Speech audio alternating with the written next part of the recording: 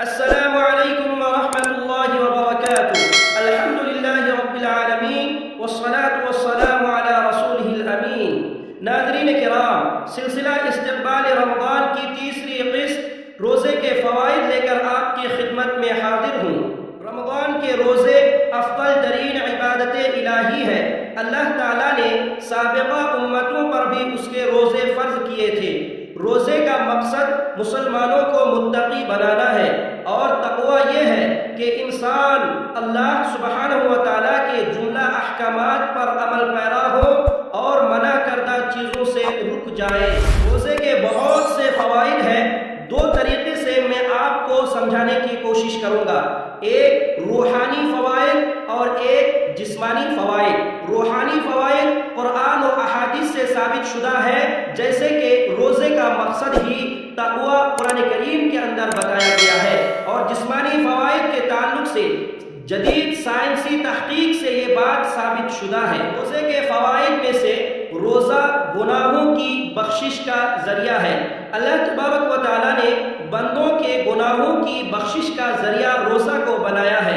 ابو ہریرہ رضی اللہ تعالیٰ عنہ کی روایت ہے، اللہ کے رسول صلی اللہ علیہ وسلم نے ارشاد فرمایا، من صام رمضان ایمانا واحتسابا غفر له ما تقدم من ذنبه، رواہ البخاری۔ جس شخص نے ایمان کے ساتھ ثواب کی نیت سے رمضان المبارک کے روزے رکھے ہیں تو اس کے گزشتہ گناہ معاف کر دیے جاتے ہیں۔ رمضان کے روزے سال بھر کے لیے گناہوں کا کفارہ بن جاتا ہے۔ امام مسلم کی روایت ہے، ابو ہریرہ رضی اللہ تعالیٰ عنہ بیان کرتے ہیں، اللہ کے رسول صلی اللہ علیہ وسلم نے ارشاد فرمایا، الصلوات الخمس والجمعة إلى الجمعة ورمضان إلى رمضان مكفرات ما بينهن إذا اجتنب الكبائر، رواہ مسلم۔ 5 نمازیں ایک جمعہ دوسرے جمعہ تک، ایک رمضان دوسرے رمضان تک ان گناہوں کا کفارہ ہے جو ان کے درمیان ہو، بشرط یہ کہ کبیرہ گناہوں سے اجتناب کیا جائے۔ اسے امام مسلم نے روایت کیا ہے۔ اسی طریقے سے انسان اپنی اولاد اور اپنے گھر والوں کی تربیت میں جو کمی اور کوتاہی کرتا ہے، روزہ ان کوتاہیوں کا کفارہ بن جاتا ہے۔ حذیفہ رضی اللہ تعالیٰ عنہ بیان کرتے ہیں، اللہ کے رسول صلی اللہ علیہ وسلم نے ارشاد فرمایا، فتنۃ الرجل فی اہلہ ومالہ وولدہ وجارہ تکفرها الصلاۃ والصیام والصدقہ، رواہ البخاری۔ آدمی کے بیوی، بچے اور اس کے مال اور اس کے پڑوسی کے سلسلے میں آنے والی آزمائش کا کفارہ نماز، روزہ اور صدقہ ہے۔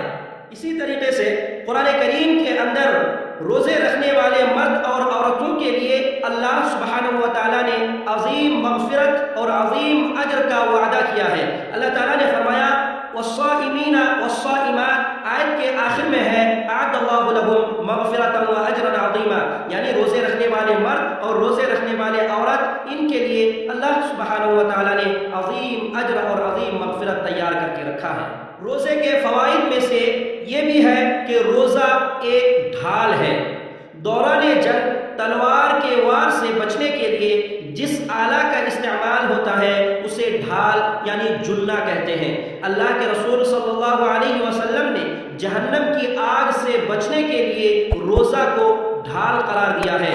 حضرت ابو ہریرہ رضی اللہ تعالیٰ عنہ سے مروی ہے، اللہ کے رسول صلی اللہ علیہ وسلم نے ارشاد فرمایا، الصوم جنۃ، رواہ البخاری، یعنی روزہ ڈھال ہے۔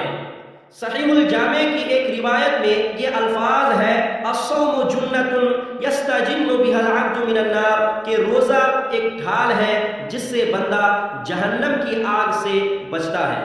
حضرت ابو سعید خدری رضی اللہ تعالیٰ عنہ کی روایت ہے کہ میں نے اللہ کے رسول صلی اللہ علیہ وسلم کو فرماتے ہوئے سنا، من صام یوما فی سبیل اللہ بعد اللہ وجہہ من النار 70 خریفا، کہ جس شخص نے اللہ کے راستے میں یعنی جہاد میں ایک دن روزہ رکھا تو اللہ تبارک و تعالیٰ اس کے چہرے کو جہنم کی آگ سے 70 سال کی مسافت تک دور کر دیتا ہے۔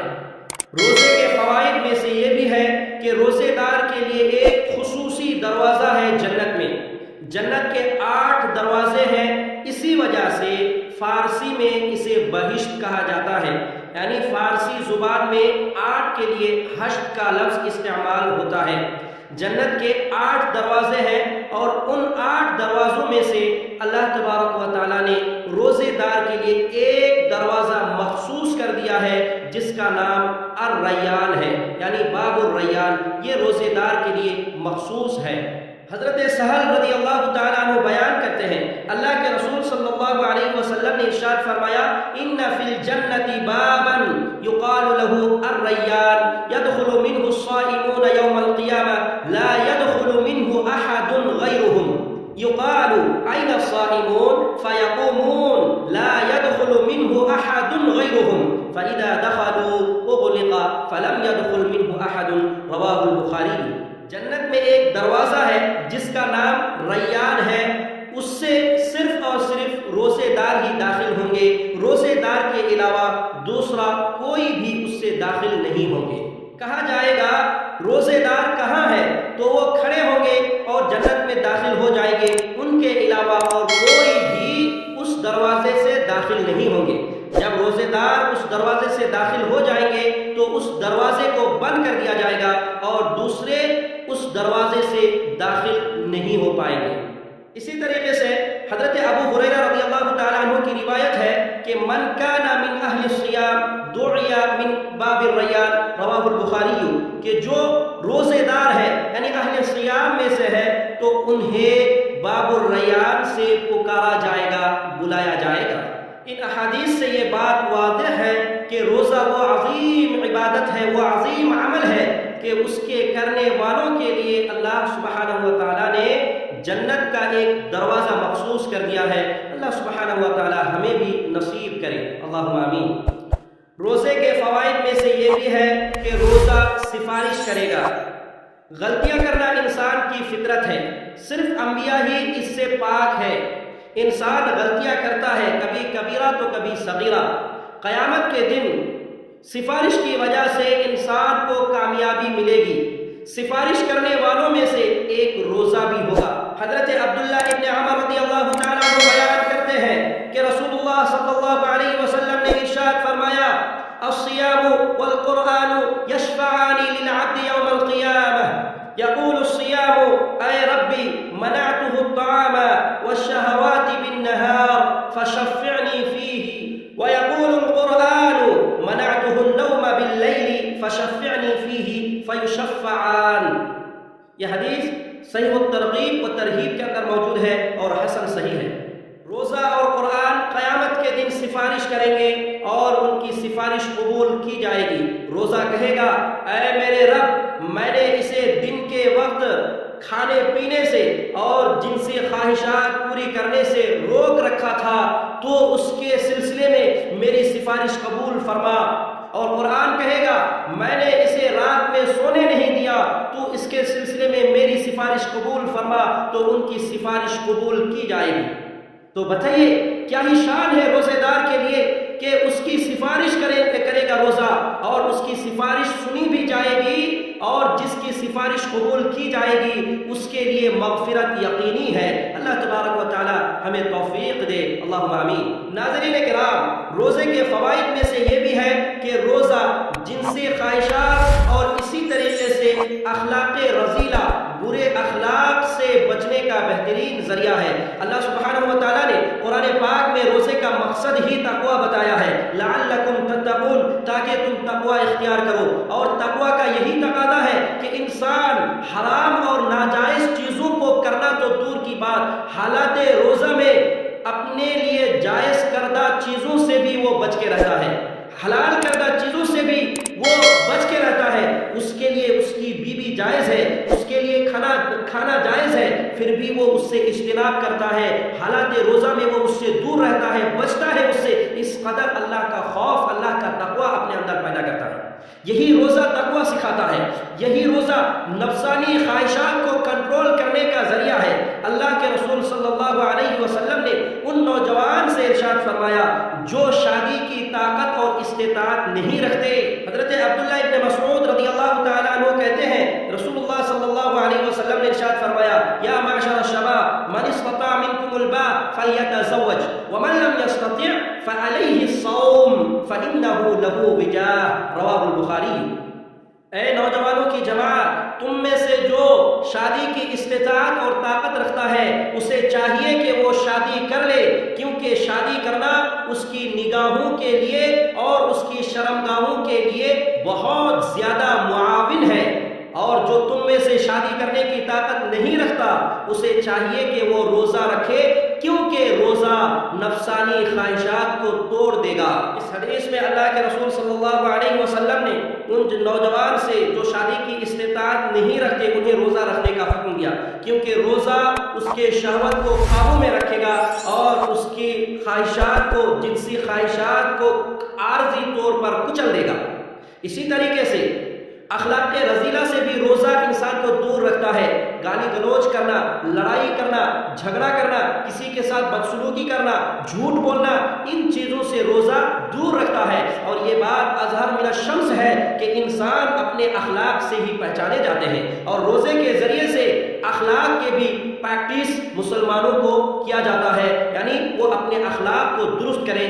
یہ روزے کے فوائد میں سے ہے۔ ایسے ہی حضرت ابو ہریرہ رضی اللہ تعالیٰ عنہ کی حدیث بخاری کے اندر موجود ہے کہ روزہ ڈھال ہے، تم میں سے جو بھی روزہ رکھے اسے چاہیے کہ وہ شہوت کی باتیں نہ کرے، وہ بری باتیں نہ کرے، کسی کو گالی نہ دے اور کسی سے جھگڑا نہ کرے۔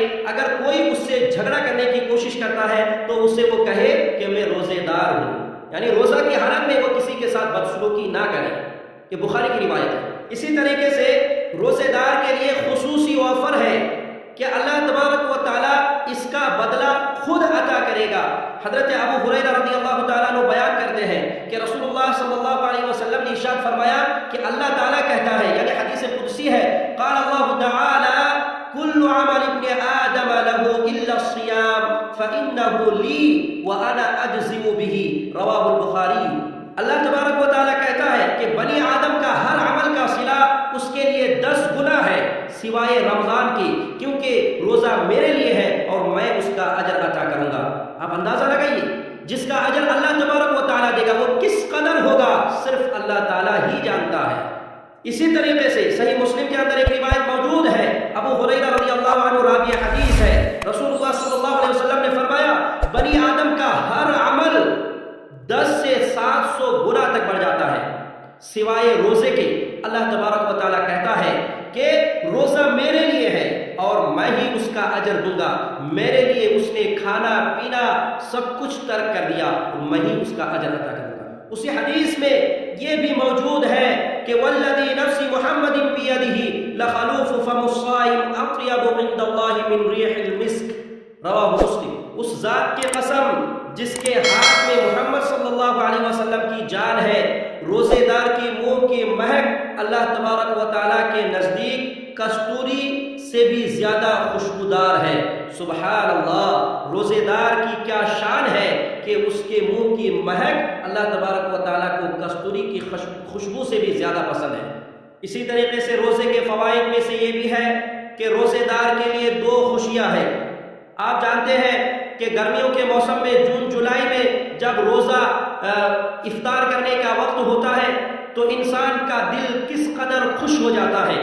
اسی طریقے سے ایک اور خوشی جب اللہ تبارک و تعالیٰ سے بندہ ملے گا، اللہ تبارک و تعالیٰ اس کا اس قدر اجر عطا کرے گا کہ اس سے بندہ خوش ہو جائے گا۔ اس اعتبار سے روزے دار کے لیے 2 خوشیاں ہیں۔ روزے کے فوائد ہمارے جسم کے اوپر بھی مرتب ہوتا ہے۔ عصر حاضر میں سائنس کی تحقیق سے یہ بات ثابت شدہ ہے کہ ہمارے جسم کو اور جسم کے معدے کو سال میں کچھ وقت فارغ رکھنا چاہیے، کیونکہ زیادہ کھانے کی وجہ سے، ہمیشہ کھانے کی وجہ سے کچھ رطوبتیں ہمارے معدے کے اندر پیدا ہو جاتا ہے اور جو آہستہ آہستہ زہر کی شکل اختیار کر لیتا ہے اور اس سے جسم کے اندر بیماری پیدا ہو جاتی ہے۔